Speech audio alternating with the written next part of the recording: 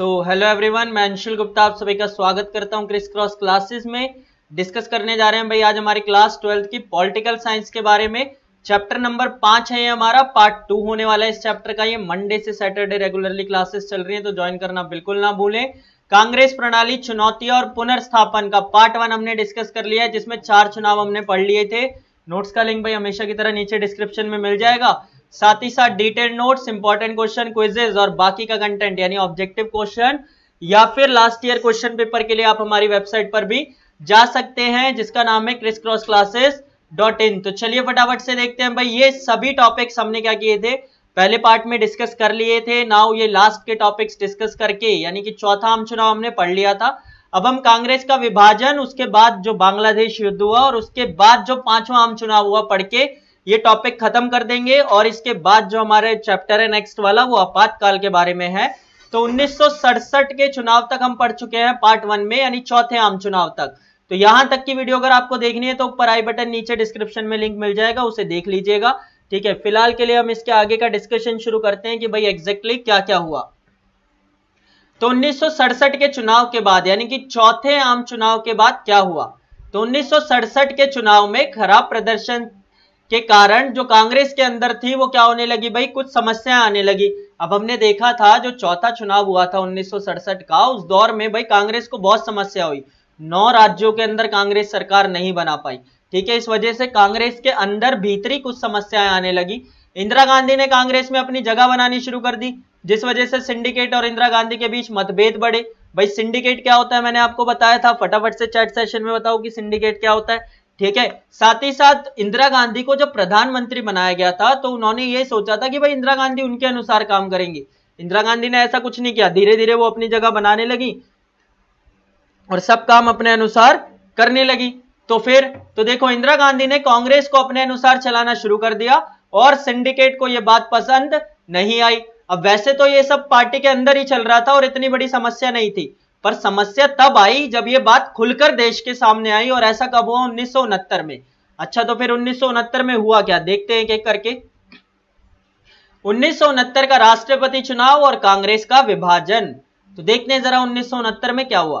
देखिए 1969 में उस दौर के जो राष्ट्रपति थे जाकिर हुसैन, ठीक है भाई, उनकी आकस्मिक मृत्यु हो गई और नए राष्ट्रपति के चुनाव हुए। ठीक है भाई, अब नया राष्ट्रपति का चुनाव करवाया जाना था। तो उस समय जो सिंडिकेट है, सिंडिकेट जैसा कि मैंने आपको बताया था क्या भाई, जो भी बड़े बड़े नेताओं का समूह था कांग्रेस के अंदर, उसे क्या कहते थे, सिंडिकेट कहते थे। तो एक तरफ जहां सिंडिकेट उस समय के लोकसभा अध्यक्ष एन संजीव रेड्डी को राष्ट्रपति के पद के लिए, या जो राष्ट्रपति का पद है उसके उम्मीदवार के लिए चुना, वहीं दूसरी तरफ इंदिरा गांधी की ना संजीव रेड्डी के साथ कुछ बनती नहीं थी, यानी उनके बीच में अनबन थी। इस वजह से उन्होंने किसका समर्थन किया, वीवी गिरी का समर्थन किया। अब भाई सिंडिकेट ने बोल दिया कि संजीव रेड्डी को बनाओ, इंदिरा गांधी ने बोल दिया नहीं संजीव रेड्डी सही नहीं है, एक काम करो वीवी गिरी को बना दो। तो समस्या आ गई, यानी पार्टी के अंदर ही क्या नहीं था, सहमति नहीं थी। यहीं से ही सारी समस्या हुई। तो अब जो एन निजलिंगप्पा थे, जो उस समय पार्टी के क्या थे, अध्यक्ष थे, उन्होंने पार्टी के जितने भी सांसद है उनको क्या कहा कि भाई संजीव रेड्डी को वोट दो। पर बीच में इंदिरा गांधी ने आकर बोल दिया कि भाई संजीव रेड्डी को वोट नहीं देना, सब अपनी मन की आवाज पर वोट देंगे, जिसको जो सही लगे उसे वोट दो। तो भाई इस तरीके से वोटिंग हुई। अब इंदिरा गांधी समर्थित जो वीवी गिरी थे वो चुनाव जीत गए। अब सोचो, सिंडिकेट ने बोला कि भाई संजीव रेड्डी को जिताओ, ठीक है, पर जीत गए वीवी गिरी, जिसका समर्थन किसने किया था भाई, इंदिरा गांधी ने किया था, और वो राष्ट्रपति बन गए। और सिंडिकेट का जो उम्मीदवार था संजीव रेड्डी, वो हार गए। तो अब ये जो ये हार थी ना, ये जो सिंडिकेट था उससे बर्दाश्त नहीं हुई। उसे लगा कि भाई ये तो गलत बात है, हम सब क्या है सीनियर है और हमारी बात किसी ने नहीं मानी।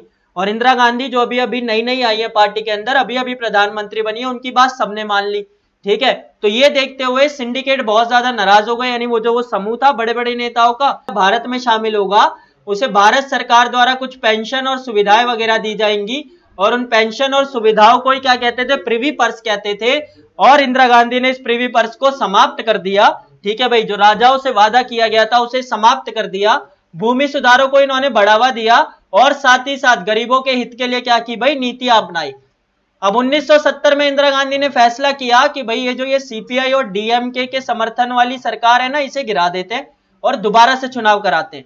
तो 1967 में चुनाव हुए थे, उसके बाद 1972 में चुनाव होने चाहिए थे, पर क्योंकि सरकार गिर गई तो इस वजह से दोबारा चुनाव कब हुए भाई, 1970 में सरकार गिरने के कारण फरवरी 1971 में हमारे देश के हुए 5वें आम चुनाव। तो सबको याद रहना चाहिए भाई, पहला आम चुनाव 1952 में, दूसरा 57, तीसरा 62, ठीक है भाई, चौथा 67 और 5वां आम चुनाव कब हुआ भाई? 1971 में। तो देखते हैं जरा 1971 के चुनावों में क्या हुआ। तो 5वां आम चुनाव 1971 में हुआ। फरवरी 1971 में देश में 5वें आम चुनाव हुए।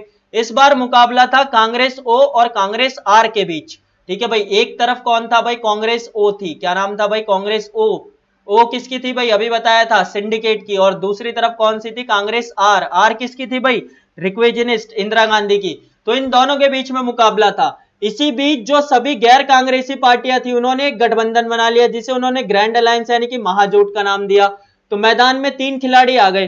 पहली तो कौन सी थी? कांग्रेस ओ, दूसरी थी कांग्रेस आर इंदिरा गांधी वाली, और तीसरा था सिंडिकेट, सिंडिकेट नहीं सॉरी, तीसरा था हमारा ग्रैंड अलायंस। ग्रैंड अलायंस क्या था भाई? जो बाकी सारी पार्टियों ने संगठन बना लिया था। किसका संगठन बना लिया था भाई? सभी ने मिलकर एक गुट बना लिया था जिसे उन्होंने नाम दिया ग्रैंड अलायंस। तो देखते हैं जरा क्या हुआ भाई। अब चुनाव प्रचार की प्रक्रिया शुरू हो गई, ठीक है भाई।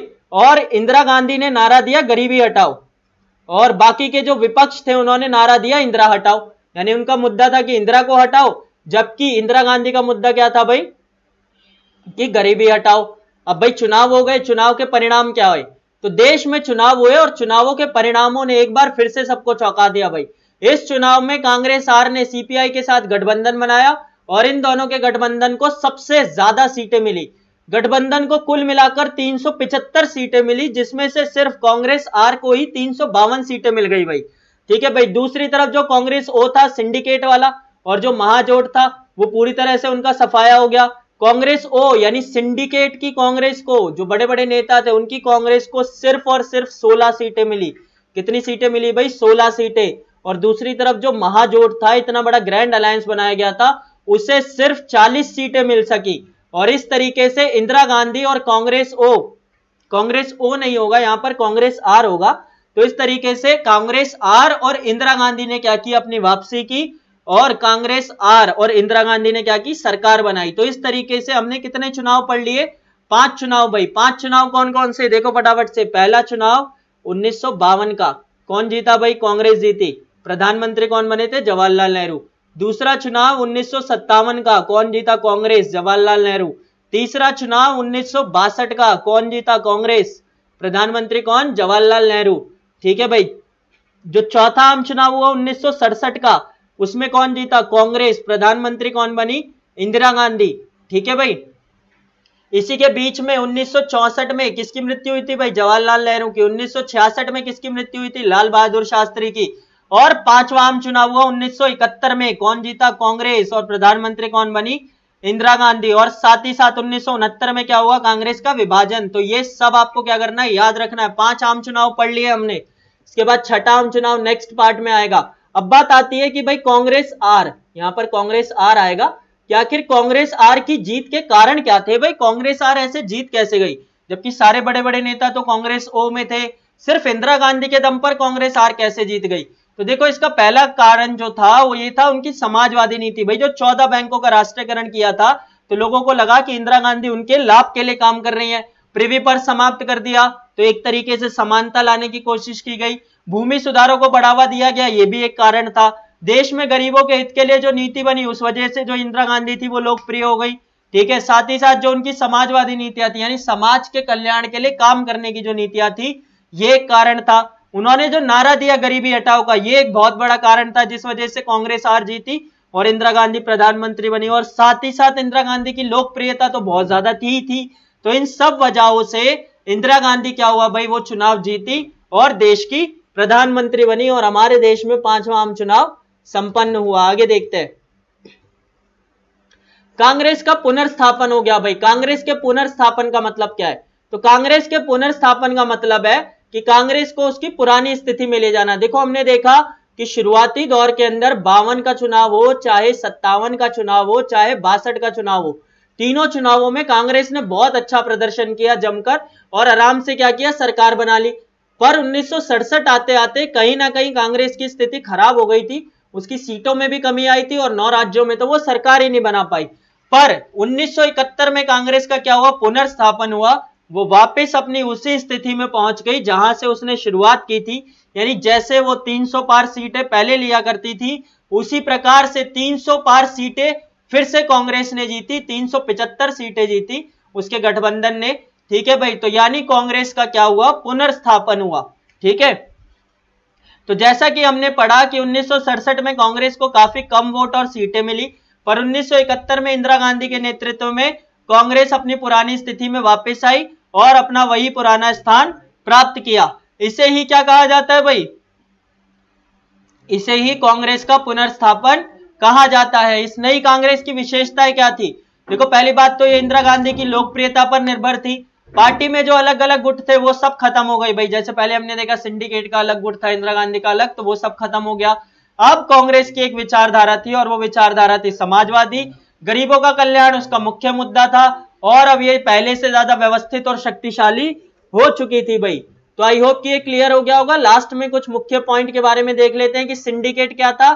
सिंडिकेट जैसा मैंने आपको बताया, कांग्रेस के अंदर मौजूद जो बड़े बड़े नेताओं का समूह था उसे सिंडिकेट कहते थे। दल बदल का मतलब क्या होता है, हमने पढ़ा कि 1967 में सबसे पहले दल बदल हुई थी। दल बदल क्या होता है, तो दल बदल उस स्थिति को कहते हैं जब कोई नेता किसी एक पार्टी का चुनाव छीन लेकर चुनाव लड़ता है, पर जीतने के बाद उस पार्टी को छोड़कर किसी अन्य चुनाव यानी अन्य पार्टी में शामिल हो जाता है। उदाहरण के लिए अगर हम देखें तो कोई एक ऐसा नेता है जो कांग्रेस के चुनाव चिन्ह के साथ चुनाव लड़ता है, पर जीतने के बाद किसी और पार्टी, मान लीजिए बीजेपी में शामिल हो जाता है, तो इसे ही दल बदल कहेंगे। मान लीजिए कोई ए नाम का व्यक्ति है और उसने क्या किया भाई, चुनाव लड़ा कांग्रेस का चुनाव चिन्ह लेकर। अब जीतने के बाद उसने क्या किया भाई, अपनी पार्टी बदल ली और बीजेपी में शामिल हो गया। ठीक है, तो इसी को क्या कहा जाता है, दल बदल कहा जाता है। उस दौर में गठबंधन का मतलब क्या होता है भाई, गठबंधन क्या है, गठबंधन उस स्थिति को कहते हैं जब दो या दो से ज्यादा पार्टियां साथ में मिलकर सरकार बनाती हैं। ऐसा इसीलिए किया जाता है क्योंकि किसी एक पार्टी को बहुमत नहीं मिलता, यानी किसी भी पार्टी को इतनी सीटें नहीं मिलती कि वो सरकार बना सके, तो वो क्या करती हैं भाई, बहुत सारी पार्टियां आपस में गठबंधन बना लेती हैं और फिर क्या होते हैं, देश में चुनाव होते हैं, जिस भी गठबंधन को ज्यादा सीटें मिलती है वो गठबंधन मिलकर क्या करता है, सरकार बना लेता है। आगे एक जो क्वेश्चन बहुत ज्यादा पूछा जाता है वो ये है कि भाई 1960 के दशक को खतरनाक क्यों कहा जाता है। तो 1960 के दशक को खतरनाक इसीलिए कहा जाता है क्योंकि भाई ये पूरी तरह से समस्याओं से भरा हुआ था। उस समय क्या क्या समस्याएं थी, तो देखो हमने दो युद्धों का सामना किया था, पता है हमें, चीन और पाकिस्तान। दो बड़े नेताओं की मृत्यु हुई थी, जवाहरलाल नेहरू की 1964 में और लाल बहादुर शास्त्री की 1966 में। आर्थिक समस्या थी भाई देश के अंदर, साथ ही साथ खाद्यान्न संकट भी उसी दौर में आया था, विदेशी मुद्रा कम हो चुकी थी और दो युद्धों की वजह से सैन्य खर्चे बढ़ चुके थे। इसी के साथ साथ अगर हम देखें तो हमने कितने चुनाव पढ़ लिए भाई, 5 चुनाव पढ़ लिए हैं। पहला चुनाव कब हुआ, 1952, दूसरा आम चुनाव 57, तीसरा आम चुनाव 62, चौथा आम चुनाव 1967 और पांचवा आम चुनाव हुआ था 1971 में भाई। तो आई होप कि ये क्लियर हो गया होगा। ये हमारा कंप्लीट चैप्टर खत्म हो जाता है। पार्ट 1 जरूर देखना भाई, तभी चीजें समझ आएंगी। ये 2 चैप्टर, आपका 5वां और 6ठा चैप्टर इंटरकनेक्टेड है, अगर आप एक भी मिस करोगे तो आपको दूसरा समझ नहीं आएगा। तो इसे ऐसे ही कंटिन्यूटी में देखे 5th से 6th चैप्टर तक। नोट्स का लिंक हमेशा की तरह नीचे डिस्क्रिप्शन में मिल जाएगा। टेलीग्राम ग्रुप ज्वाइन कर लो भाई, इंपॉर्टेंट क्वेश्चन और फर्दर अपडेट्स के लिए। सब्सक्राइब करना बिल्कुल मत भूलना चैनल को, ऐसी बहुत सारी वीडियोस के लिए। और साथ ही साथ वीडियो को लाइक जरूर कर देना क्योंकि आपका एक लाइक हमें मोटिवेशन देता है ऐसी बहुत सारी वीडियोस बनाने के लिए। Thank you very much everyone, thanks a lot.